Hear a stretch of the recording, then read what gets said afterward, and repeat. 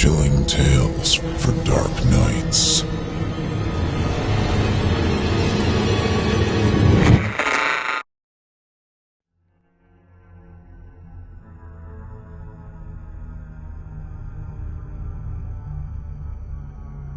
The Perfectly Behaved Boy. Written by Thomas O. Wagner. Performed by Kaylin Scott Carter.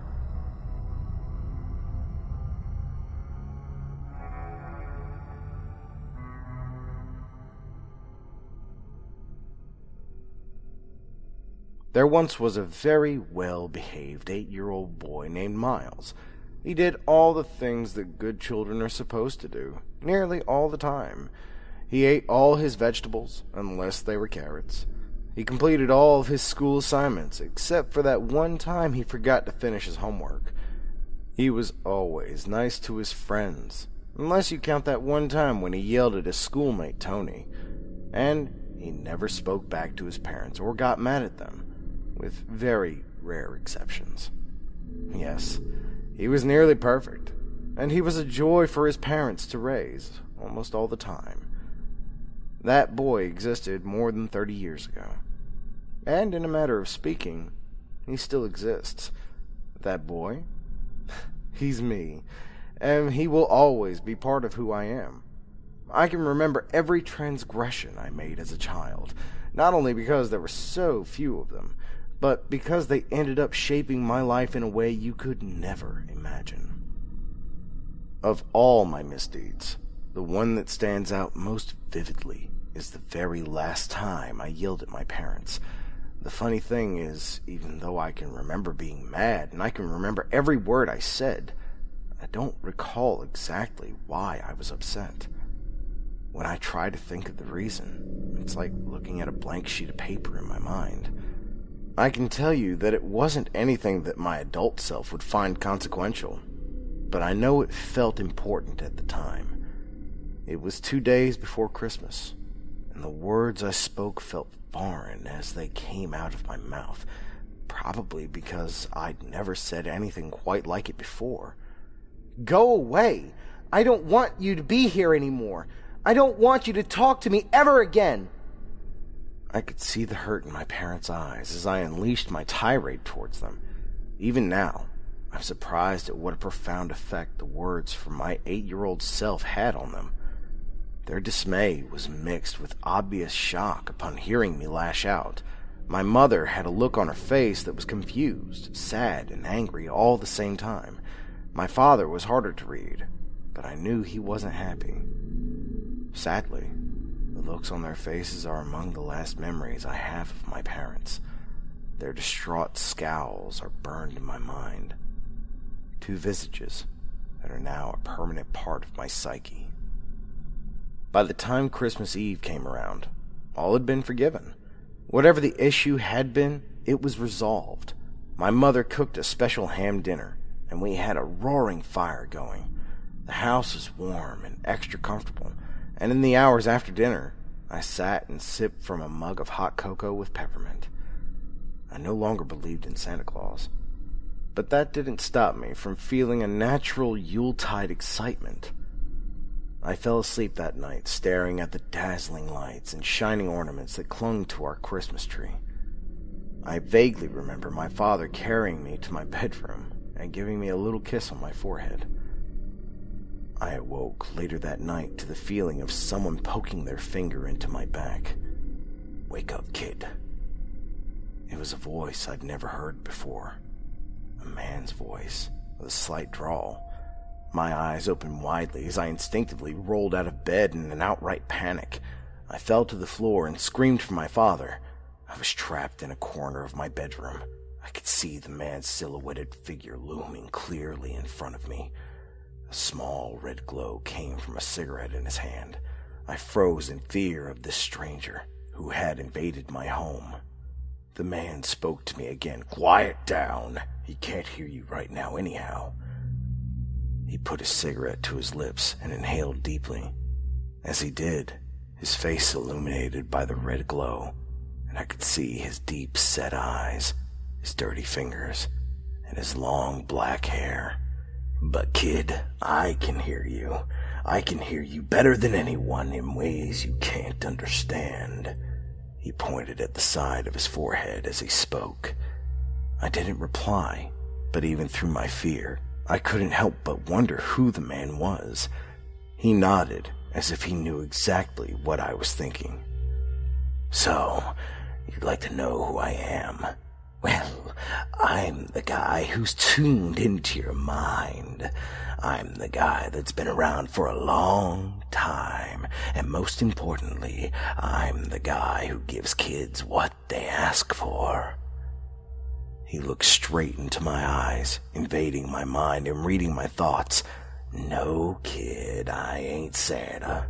He was agitated. You stupid. Do I really look like that overweight elf? No, man. I'm much better. I don't judge and I don't discriminate. I give kids what they ask for. The good kids and the bad kids. I finally found the courage to speak, even though he seemed to have no trouble answering my questions before I even asked them. I didn't ask for anything. My voice trembled as I spoke. Sure you did. You wanted your parents to go away. I heard that loud and clear. Loud and clear. Not very nice of you. I'd say that makes you a bad little boy. But don't worry. Like I said, I don't discriminate. But I don't want them to go away. He shook his head. You said it. You meant it at the time. I heard it. I don't hear all the kids, just some of them. And I heard you loudest of all. Tears began streaming down my face, but their presence didn't seem to change the visitor's demeanor towards me. Well, kid, I just wanted to meet you and see whose voice has been screaming in my head the past few days. He turned and started walking towards the door. I gotta get started. It's time to give you your gift and get a gift for myself, too. Merry Christmas, kid. He flicked his cigarette into the corner of my bedroom as he passed through the doorway, repeating himself as he walked down the hallway in the direction of my parents' room. Merry Christmas. The door to my bedroom shut, even though the man himself had made no effort to close it. I screamed aloud for my mother and father. To this day, I still have no idea if they heard me. I wish I could tell you that I bravely ran out of my bedroom to warn them, but I just sat, huddled in a corner, crying and afraid. I listened intently for sounds of a struggle or for my parents yelling, but I couldn't hear anything. Hours passed, and I watched the sky turn from black to gray, then to orange. I waited for my mother and father to find me. The orange sky turned blue as the day wore on, but they never came. An absolute silence hung over the house. Yet still, I sat there. It was well into the afternoon when I finally left my room. I knew I couldn't stay there forever. I tiptoed slowly to my door and opened it only a few inches. Looking out from the inside of my room, the door appeared normal. Everything I could see was in its place. I pulled the door open all the way, almost expecting the man from the night before to jump out at me, but that didn't happen. My voice broke the silence. Mom? Dad? No response. Trying my best to stay quiet, I walked slowly down the hallway towards my parents' bedroom. Their door was ajar. Dad? I put my hand on their door. Mom? I pushed it open and looked inside. I don't actually remember what I saw. To be clear, I'm perfectly aware of the fate that befell my parents, based on what was told to me later on. But I have no memory of the actual sight that I witnessed during that one awful moment. It's a traumatic event that my sane mind has blocked out. Even today, when I recreate the events of that night in my dreams, the scene fades to white as I push the door open. My next memory is of me lying down in the street directly outside of my house, screaming and flailing my arms wildly. The Porter family, who lived next door, witnessed my distress through their living room window. Mr. Porter exited his house and rushed over to me. He could tell something was seriously wrong. "They're dead!" It was all I could say. I repeated it again and again. Mrs. Porter followed closely behind her husband and comforted me as he went to check inside my house. A minute later, he exited and promptly vomited in the bushes.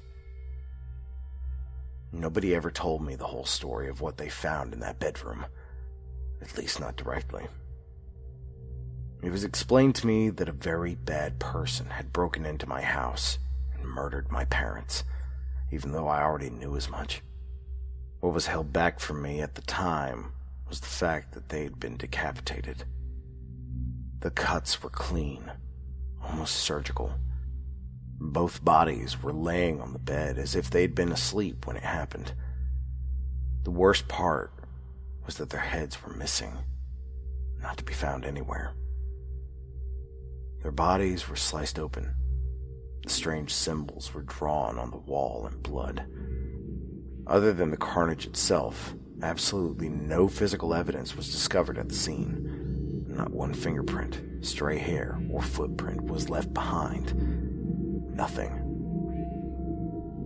The police listened to my story once I was ready to talk. I found out later I was considered to be an unreliable witness, mostly because the details of my story didn't mesh with the lack of physical evidence. A specially trained detective, also my new therapist, sat down with me to review what I'd told the police earlier. The man, he wasn't wearing gloves. I shook my head no. I clearly remembered the cigarette in his hand, and there was no glove. And he threw the cigarette on the ground when he was done smoking it. I nodded yes. And he closed the door when you left your room. I shook my head no, and thought about it and nodded my head yes. I wasn't really sure. The detective took notes as I talked. He nodded his head pleasantly, but even then, I could see the strange look on his face when I told him that the man had read my thoughts. The one thing I never told the police was that 2 days before the murders, I'd asked my parents to be gone. The sketch artist came by afterwards. He started off by drawing some Smurfs for me. Then he slowly began working me up to the task of remembering what the murderer looked like. I appreciated his effort. When he was done, the picture looked somewhat like how I remembered the man, but not exactly. I was taken in by my mother's sister, Aunt Janine, and her husband, my Uncle Anton. As unlucky as I had been with the deaths of my parents, I have to say that I was nearly as lucky to have those two in my life. Other than my parents, they were probably the best people in the world who I could have lived with. Looking back at the events of my life, I have to say that today, I miss them every bit as much as I miss my parents. Janine worked as an office manager, but she took a leave of absence in the first few months after the murders so that she could be home to support me. Anton worked for a home security firm. He was the kind of man who always had a smile on his face, so much so that it would be impossible for a person to even imagine him angry. He made instant connections with people, and he had a confidence about him that made people want to seek his approval, whether consciously or unconsciously. Janine and Anton didn't have any children of their own, and they'd always been very generous towards me. I knew them well, so it was easy for me to slip into their lives. I put a huge effort into making sure that I gave them no trouble, and I asked them for nothing. My conversation with the murderer was never too far from my thoughts, and I could hear an amalgamation of his comments ring through my mind daily. I give kids what they ask for, the good kids and the bad kids. I didn't know what the good kids were given by this man, up, I understood all too clearly what happened to the bad children. It was 2 months before I felt like I was ready to go back to school. Janine and Anton, and even the school administration, were very helpful and understanding throughout the whole process. My classmates welcomed me back with smiles and words of encouragement. It's often said that children can be cruel, but I think it's even more true that they can be sweet and supportive. I really can't emphasize enough how much returning to all my friends helped me along in the healing process. My anxiety began to ebb, and my therapist proclaimed that it was a major milestone for me. Despite the progress in my psychological healing, there were always several thoughts that I couldn't rid myself of. The first was the guilt that I felt about asking for my parents to go away.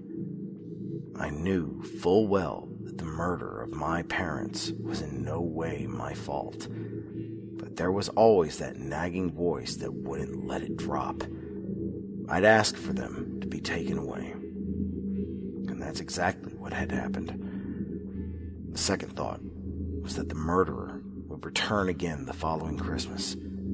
Initially, all the adults assured me that he would be arrested quickly.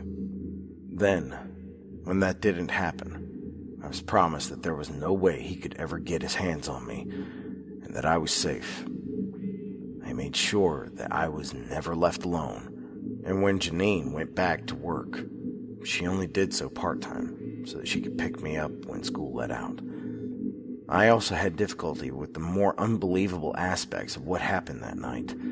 I tried to convince myself on a daily basis that the murderer was just a normal man, and that my memory of those fantastical elements was merely my own imagination betraying me. But just like the guilt I felt, the troubling thought that this man was more than just a man didn't subside entirely. For victims of trauma, anniversaries can often trigger symptoms like depression and fear. For me, Christmas was the anniversary of my worst memory. As the summer ended, Janine and Anton, along with my therapist, decided early on that Christmas wouldn't be celebrated in our household that year. Nobody felt that I'd be ready for it. And they were right. Since we knew that Christmas was going to be an ordinary day for us, Janine and Anton made sure to throw me a huge birthday party in October of that year, when I turned 9. It seemed like most of the community turned out. We had a bounce house, ponies, and even a magician. Everyone, including me, had a great day. It was probably the first time in 10 months that I'd grinned. Sure, there had been smiles up to that point, but I'm referring to the type of grin where your teeth show and the elation on your face can't be mistaken. Unfortunately, the joy of my birthday couldn't last forever. Inevitably, the signs of Christmas slowly started popping up not long after Halloween passed, and my anxiety started increasing. Though we weren't going to celebrate it, Christmas would be impossible to ignore. Holiday lights, store displays, television commercials, Yuletide songs pumped over public address systems. How can one avoid all those and still function within society? Though those harbingers couldn't be avoided altogether, Janine and Anton made a concerted effort to minimize my exposure. Instead of letting me watch my TV shows, Anton taught me the game of chess, which we played nightly. For the most part, they avoided taking me to any stores and kept me home, or close by, as much as possible. Avoiding these triggers probably helped somewhat, but I still couldn't get rid of the tightening feeling in my chest that I felt every morning when I woke up. I managed to avoid any sort of breakdown until the 21st of December. Aunt Janine, because she was taking care of me, had herself been staying home an inordinate amount of time. Finally, after our 5th game of rummy in a row, she'd had enough. She tossed her cards aside. You know what, Miles? We've been cooped up too long. Let's get out of here. We'll go get ice cream. One little trip out won't hurt, right? I smiled in response. Okay. Ice cream sounded good, even in the middle of December. Aunt Janine, who was talkative by nature, kept the conversation flowing all the way to the ice cream shop. I suppose this was her attempt to keep my focus away from the lights and displays that we passed, and it worked too. Ask a kid questions about his favorite superheroes, and he's going to get fairly preoccupied while he talks about them, even the quiet ones. We made it into the shop. I ordered a double scoop of chocolate fudge brownie. We sat down and ate our treats, with Aunt Janine still engaging me in conversation. Just for a brief moment, a nearby toy store's glittering Christmas display caught my eye through the window. They had a life-size poster plastered in their display window. It was a picture of Santa upon a rooftop, poised in a position as if he were just about ready to climb down the chimney. Blazing Christmas lights surrounded the display, and large words spilled out. "What do you want for Christmas?" I tried to turn away, but the colorful lights clouded my vision, enlarging in their scope until they all combined, finally creating a great white light. "Miles? Miles?" My aunt's voice was becoming more and more urgent. I suddenly realized she'd been calling my name for several moments. The cup of ice cream dropped from my hand. I just want them back." At that moment, the tears flowed freely. I could think of nothing else. I was hysterical. Aunt Janine quickly came to my side of the table. "Oh my God, Miles, I'm so sorry." She grabbed me and hugged me tightly. I reciprocated, holding on to her as firmly as I could. "This was a bad idea. I'm so sorry, sweetie. I'm sorry I brought you out. That was stupid of me. I'm so sorry I missed them too." It took at least 15 minutes for Aunt Janine to calm me to the point where we could leave the shop.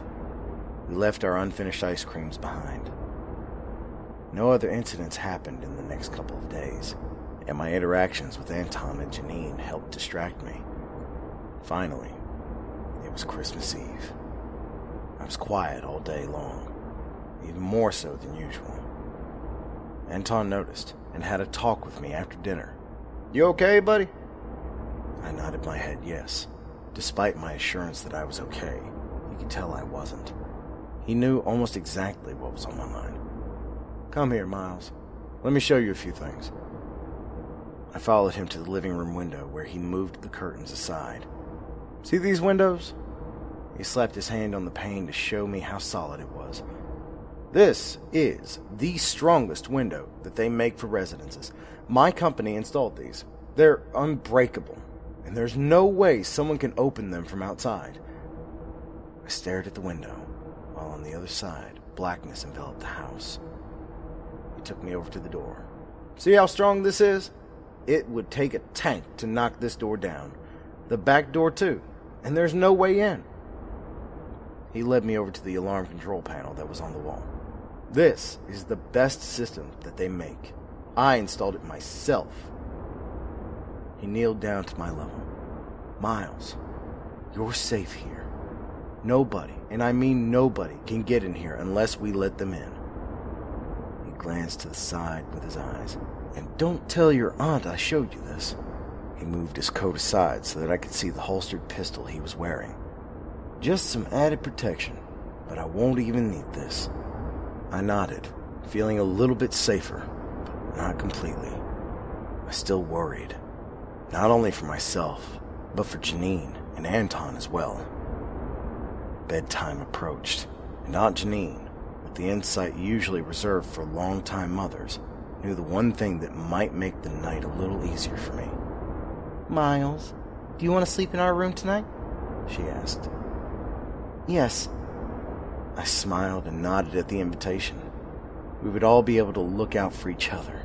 They'd protect me, and I'd be able to warn them if someone came in. They put the soft blankets on the ground for me, right next to their bed. It was in a nice protected spot in the large gap between the bed and the wall. I couldn't fall asleep for several hours, but I could hear both Janine and Anton begin their nightly slumbers. Their breathing became rhythmic and almost melodic. I listened intently for any noises that might have been out of the ordinary, but nothing abnormal sounded out. There was a clock ticking somewhere in the house, and the occasional car passed by outside. Finally, my weariness overpowered my uneasiness, and I began my night's sleep. The dream I had that night was unlike any other I'd had before. I was in what appeared to be a large garage, the type where mechanics worked on cars. All around me Automotive parts were spread out along the ground, tires were stacked up, and an old rusted chassis filled the center of the room. Grime dripped from the walls. The area was lit by a single overhead lamp. I instantly knew I was dreaming, even though it was the first time I'd experienced a lucid dream. From the corner of the garage, I heard metal clanking. I turned around to face the sound, and out of the darkness, the man who'd taken the lives of my parents emerged. He spit some phlegm onto the ground and wiped his mouth before addressing me. "Hey, kid. Don't worry. I ain't gonna hurt you. I'd like to, though. I'd really like to be able to shut you up, but it don't work that way." Despite my grimy surroundings, and perhaps because it was just a dream, this didn't feel like a place of anger or fear. Unlike the year before, I was able to find my voice right away. Why do you want to shut me up? I hardly ever even speak. When you consider some of the other obvious questions, I know it may sound strange that I chose to open with that. Who was this man? And why did he take interest in me? Those were the questions I was really thinking, but my participation in the dream was guided, as if my actions weren't wholly my own. The man finally responded. "Hell, you quiet ones are the loudest of all. Y'all never stop thinking. Thought after thought. You kids can't ever just shut your brains off. Give me just one loud mouth. Those kids never think about anything. Tell you what, if it was up to me, I'd just rip your heads off and be done with it. But like I said, it don't work that way. I ain't allowed to hurt a child." I looked around and came to a slow realization. This isn't my dream, is it? That's a stupid question. You ever dreamed of a place like this? Of course not. This is my dream, kid. I'm parked right outside your house. I just wanted to take a moment to peek in on you. My fear of this man, which had been otherwise controlled to this point, slowly began creeping back. He saw the look of despair spread across my face. "Have you been a good boy this year?" He gave a little chuckle. "Actually, yes, you have been. Do you remember what I said last time? I give kids what they ask for, the good ones and the bad ones." I shook my head. I didn't ask for anything. I spoke with a confidence that I didn't really feel. "Sure you did. You kids always asking for something. And don't you worry now, 'cause you're gonna get it." The room and the man began to fade away. "See you next year, kid. I get the feeling you and I are gonna be part of each other's lives for a long time." Those were the last words I heard. Pure whiteness consumed me, and then I slept peacefully. My eyes opened. Outside the window, I could see the gray sky that signaled the approaching dawn. The house was eerily quiet. Too quiet. I stayed fixed in my room, on the floor, listening for signs of life from my aunt and uncle, but I could only hear my own heartbeat. I wanted to sit up and look over to them, but I was afraid of what I'd find. The dream had felt so real, I wasn't sure what to think. I continued to listen. "Please," I whispered to myself, "let me hear them breathe." Several minutes passed. I still heard nothing.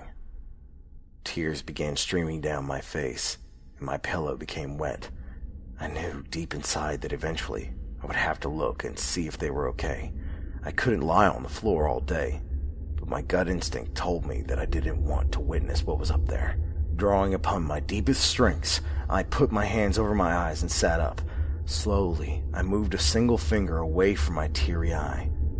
There was no blood, no gore. I pulled my hands fully away from my face. I could see Uncle Anton's chest clearly rise and fall. He was sleeping peacefully, very quietly. Aunt Janine turned in her sleep and mumbled a few nonsense words before resuming her silent rest. I smiled, and then I laughed in relief. I could see no evidence that the man had been there. It was still early, but any sense of sleepiness had been pushed away by my earlier feeling of dread. I stood up and walked over to the mirrored closet door. I looked at my red eyes and wiped them dry, while behind me I could see the reflection of my aunt and uncle sleeping soundly. There was no need to wake them. I left the room with the intent of getting something to eat, most likely a bowl of cereal. I walked down the hallway and passed by the alarm panel on the wall. All the lights were green, the doors, the windows, they were all secure. Nobody could have gotten in. Now, fully relaxed, I passed through the living room on my way to the dining area. That's when I saw it, sitting right on top of the dining room table. I froze in place and looked all around to see if there was anything else out of place, but everything else was as it should have been. I turned again to the table and stared at the beautifully wrapped gift box that definitely hadn't been there the night before. It was a large box, maybe about 18 inches square. The wrapping paper that covered it was bright red with sparkles all over it. A pretty green bow covered the top. My aunt and uncle had agreed that we wouldn't be celebrating Christmas that year, yet there sat a gift box atop the dining room table. I wondered if they'd changed their minds. I walked slowly towards the gift. Step by step, I stood up on one of the dining room chairs so that I could see the top of the gift. Whoever had wrapped it had taken their time. The box's lid was wrapped separately from the box itself. I lifted it up, and then I peered inside. There was no fade to white for me that time. No.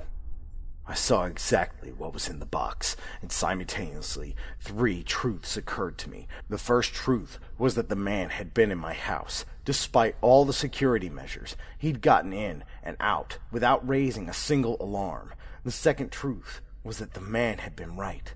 I'd asked for something without even realizing it. The third truth was the sinking acceptance that his visits would be an annual occurrence. I stood there on the chair, staring into my parents' dried-out eyes, which were still in their decapitated heads, which were both in the box. I'd said I'd wanted them back, and the man, however he did it, had heard me and granted my wish in a manner of benefiting his evil ways. The ultimate truth that I learned from that day was that there could be no mess-ups with my behavior, and I could want for nothing. I was being constantly watched, and my mind was being continuously invaded. Bad actions would be severely punished, and even good behavior would lead to its own sick and twisted reward. And that's the story of how a very well-behaved boy became the perfectly behaved boy. And as a perfectly behaved boy, all my desires had to be held in check. Emotionally speaking, I had to become less than human, so that the visitor would have no fuel for the wicked game he played. Of course, nobody is truly perfect. There were slip-ups throughout the following years, times when I inadvertently made a wish or asked for something. Those slip-ups were very costly to me, but I don't care to recount the full extent of them here. I think I've given enough of myself for tonight. I'm weary and beaten, but what I will tell you is that after 30 years, I'm no longer afraid to finally say that I want the painful memories to go away. I don't want them anymore. I even said it out loud. I want the memories to be gone. It's cold outside right now, and it's getting late. I think I'll make myself a cup of hot cocoa with some peppermint before turning in. That will make me happy. For the first time in ages, I'm calm and at peace. Looking out the window, I could see all the pretty lights on the eaves of the houses. I don't think I ever really had the chance to appreciate just how festive they make everything look. For a long time, I just didn't care. But now I'm going to take a few minutes to enjoy them while I can. Good night, everyone, and Merry Christmas.